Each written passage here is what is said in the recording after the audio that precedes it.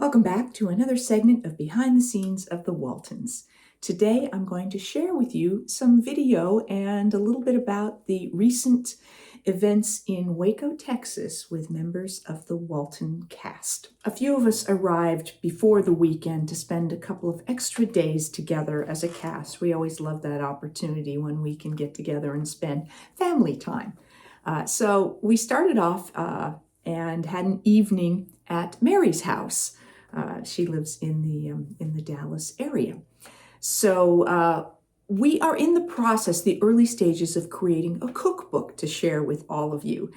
So we were talking about different sorts of recipes and things like that. And so here we are in Mary's kitchen. And you see here Callie, who is Cammie's daughter, and Leslie, who played Cindy Walton, and Cammie, of course, who played Elizabeth, and Cindy, who is Eric Scott's wife in real life. A little confusing there. Cindy is a character, and Cindy as Eric's real wife. And then, of course, Mary, and then here is Eric. The day we arrived down in Waco, we went by to visit the silos at Magnolia.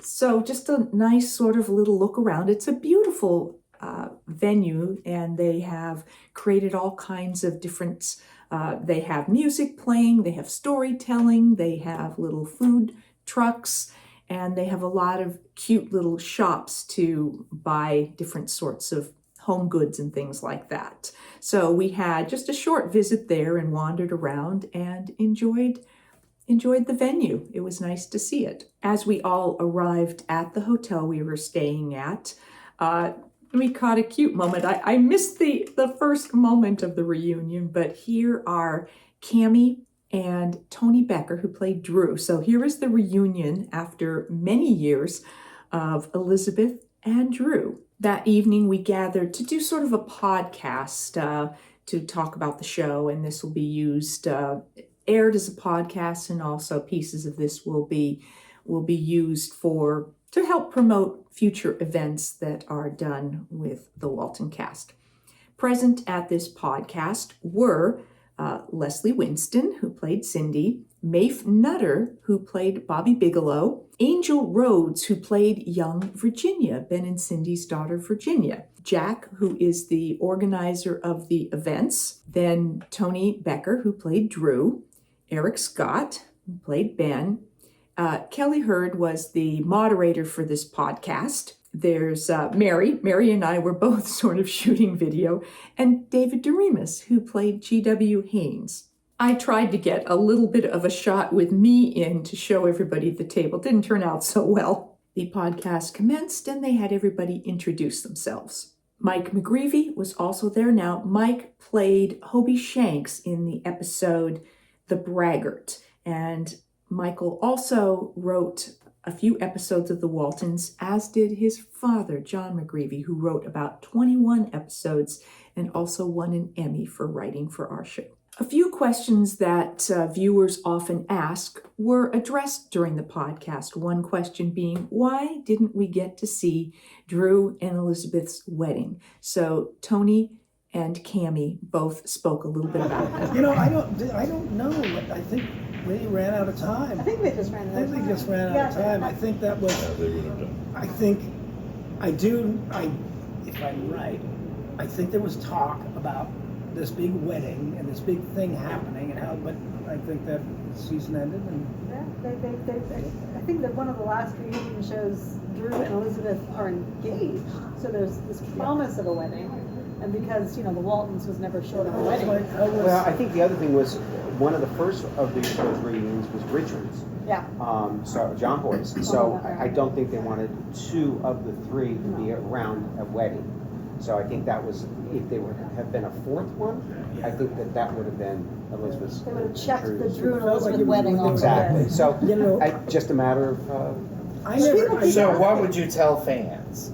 Well, if they were making up a storyline for for Well, that we got for married. Drew and Elizabeth. We did and lived get happily married. ever We get after. married. We lived happily ever after. We had a That, lot I of- think that's We perfect. have all kinds of animals. People still say, well, can they just do another episode Yeah. where Drew Yeah. and Elizabeth get married? I'm like, are you clear on how old the actors Drew and Elizabeth really are? Because I know I'm not sure. Another question often asked is, why did they kill off GW? I know how heartbroken you were and we were about that decision. Mike McGreevey shared some of the behind the scenes about that decision. I said, if we No. don't kill somebody that the audience already knows, then it won't have the impact. Well, they were threatening it was going to be me, so I'm glad it was.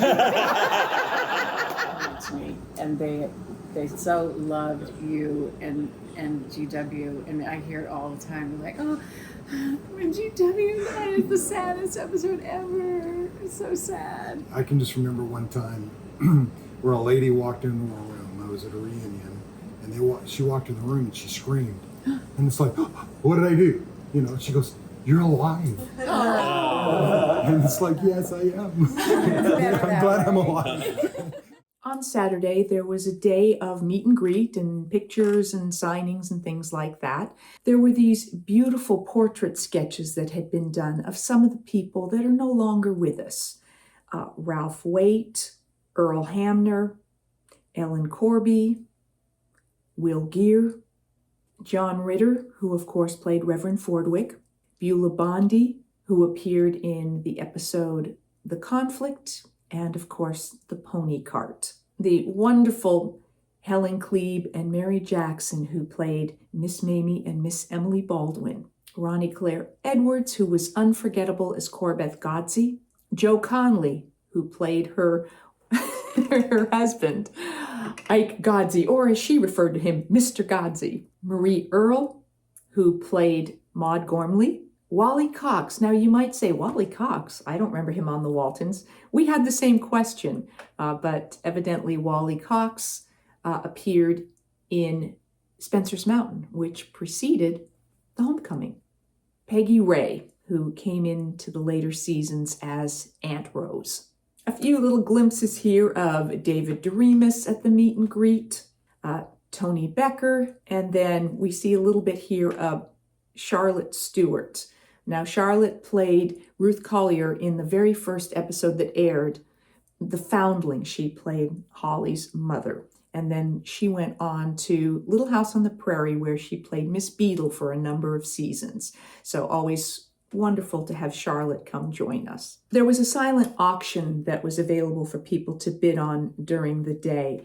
And there was a number of signed items as part of that auction. Here you see a signed baseball and baseball glove. I signed both of those. There are photos. There were sort of these doll cutouts that I think you could put various different clothes on, a Walton thermos.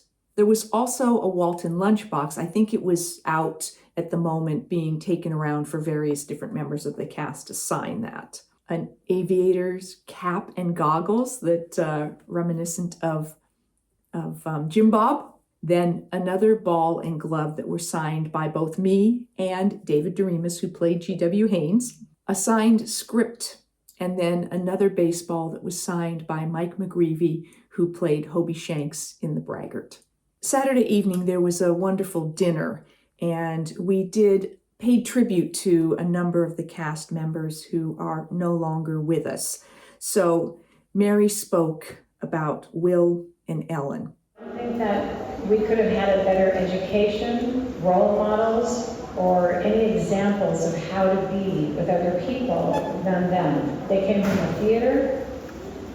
They were not stars at the time, and it started from the top down, and they were such great examples for us on how to be. And then certainly that expands to all the other people that you see here tonight.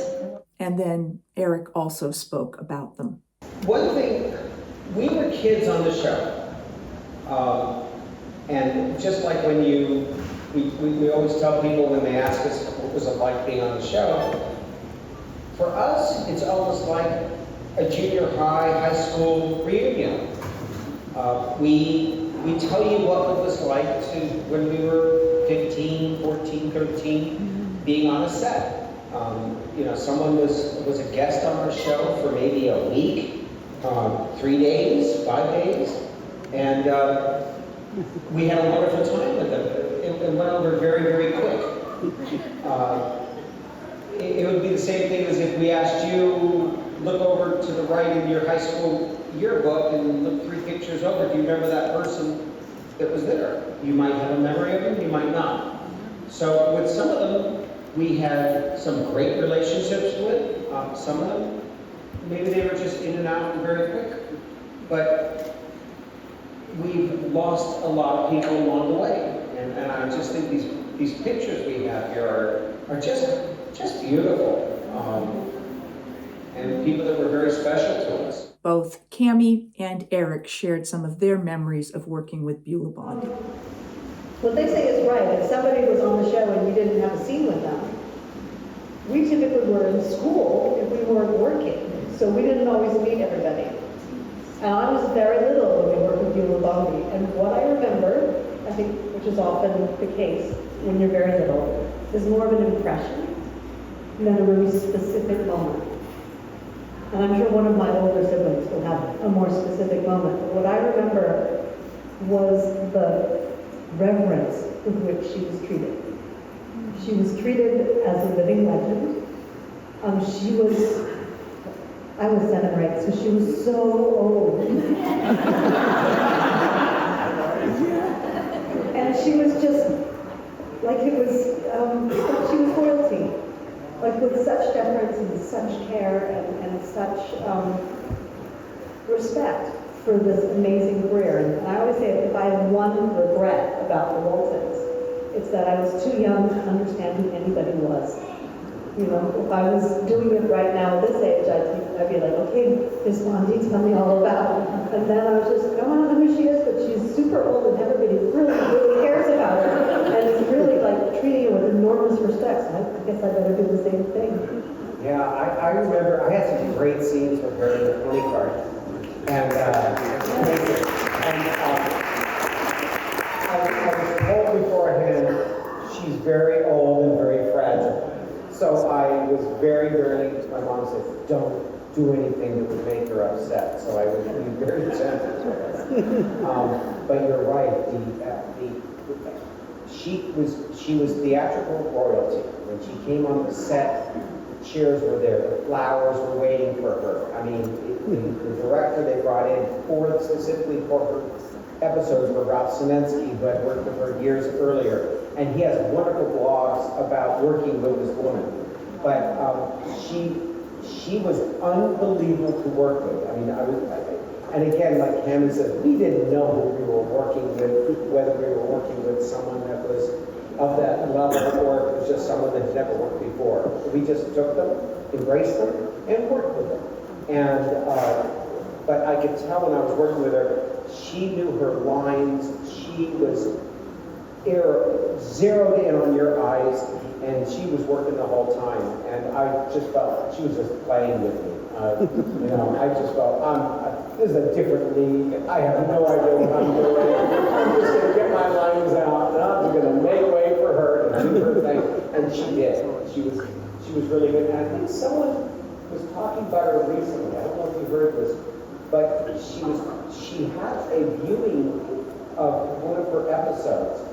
And it was the other one, and it was she was doing a scene in the garden with Michael, and the thing is that Michael was complaining that she wasn't getting enough lines in every scene, and this was a scene that she had with Michael, Mama, that Michael didn't say anything until the very end of that scene. And I don't know if I'm sure you guys have all known. So she was having a viewing of this episode, and during it, she was watching it, and she said to Ralph, she said, she just stole the scene, meaning Michael, because Michael didn't say anything, but she stole it with her life.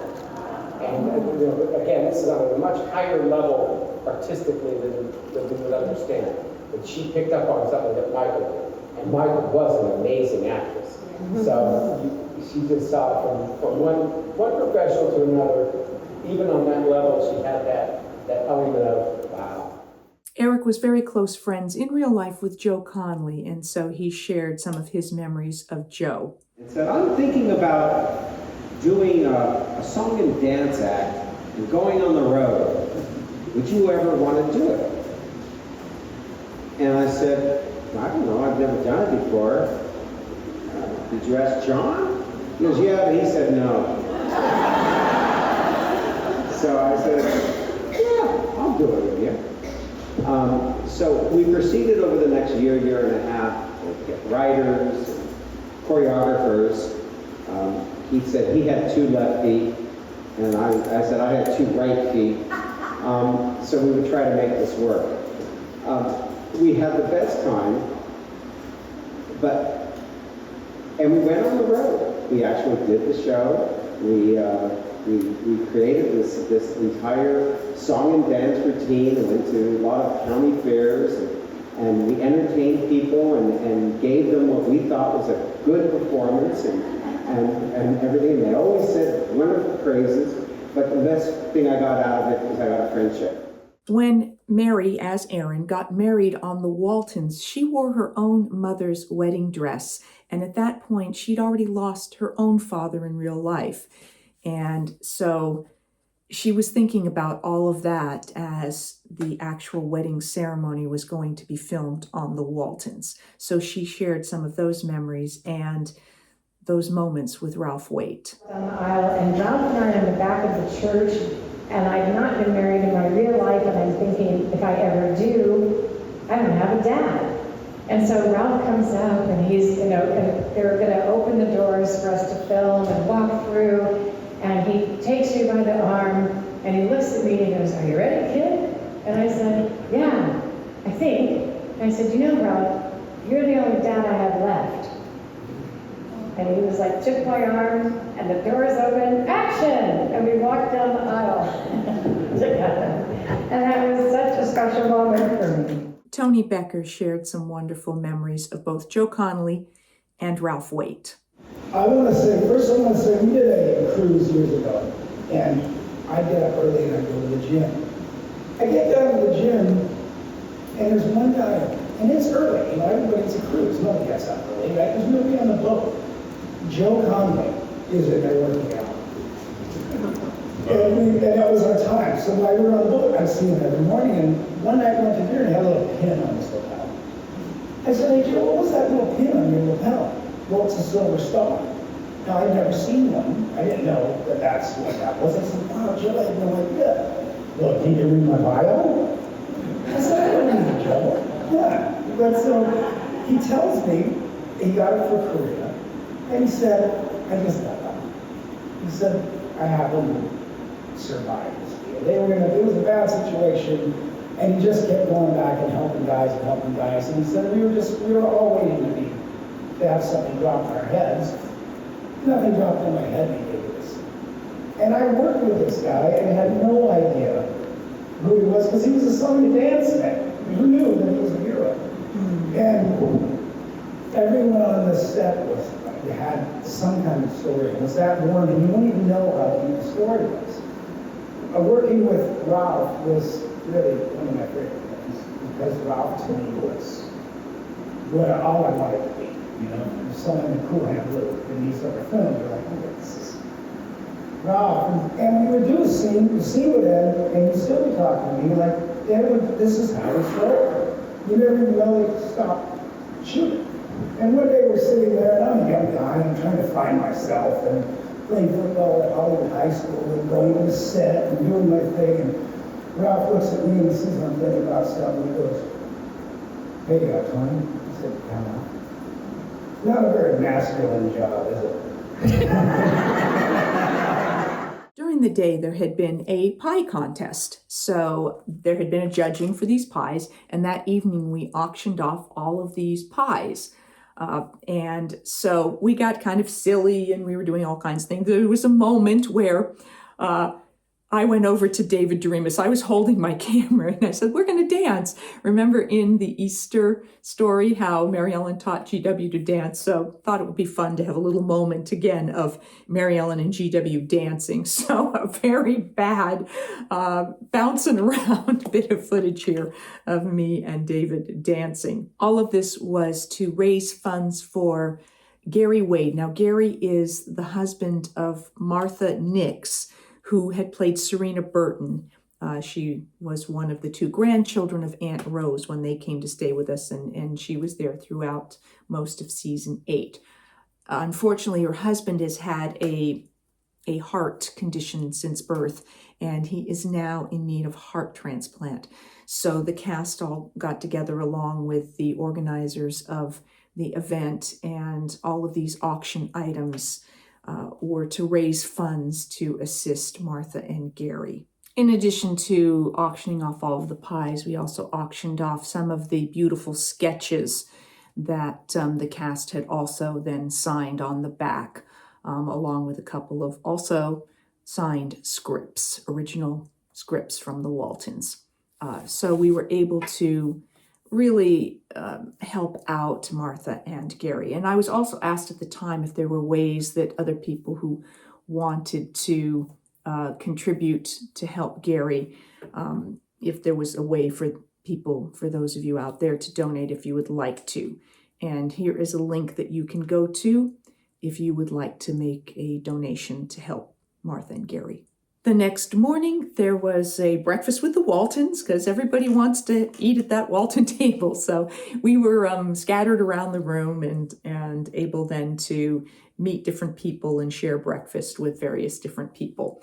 After the breakfast, we had sort of a Q&A, and I took a little bit of shot. Here's a shot of the room, so you can see sort of all of the people that gathered for this breakfast. One of the questions centered around the animals. So Eric talked about the changeover of the various different dogs who played Reckless. A couple of years later, I think it was a female, Emily. So it was just, they would bring in a dog and it fit. And our feeling was the Waltons just named their dogs Reckless. So over a period of 10 years or 9 seasons, Reckless, probably was a different dog at one time. We just didn't have an episode renaming a dog or getting a new dog. We just had the dog. There were a few people that I didn't have an opportunity to really get photos or shots of, but David Harper was there, and it was lovely to see him. So here you get just a couple little glimpses of David Harper. Also present were Tammi Bula, as we call her, Reen. She played Marcia Woolery, and I had mentioned that Charlotte Stewart was there, and Mayf Nutter, who played Bobby Bigelow, and from Bobby Bigelow and the Haystack Gang. So he was present. And then also, I mentioned Angel Rhodes, who played little Virginia when she was just a toddler still. Maybe she was 4 or something, 5 when she was on the show. Could have been younger, I don't know. She was pretty little. She was adorable. Another fun little surprise, which again, by the time I got my phone out, it was over and I was running it. We decided to have an impromptu wedding for Drew and Elizabeth. So because I was kind of coordinating it, I wasn't able to actually shoot it. But Mary got the idea of someone grabbing a broom because in older lore, oftentimes a wedding was the jumping of the broom. So we had Cammie and Tony jump the broom, and then we also had took this little sort of video photo of their sort of wedding photo. Someone handed Cammie one of the little flower vases from the table. So we had some fun, and everybody present there got to be there for the impromptu wedding of Drew and Elizabeth. After the breakfast, we went outside and we took a group photo in front of the backdrop of the Walton house, and various different VIPs or people who had purchased tickets were able to come and sit, be part of this photo with us. And then the meet and greet continued for the rest of the day, and then we all scattered to come back home. I hope you have enjoyed this overview of the Waltons in Waco. I will try to keep you posted about any other upcoming events. I believe the next one will be in, I think, Charlotte, North Carolina in May. So I will share more information about that when I have more details. In the meantime, I'll be back with more behind the scenes of the Waltons and more Ask Judy and some more special guests. Thanks for watching.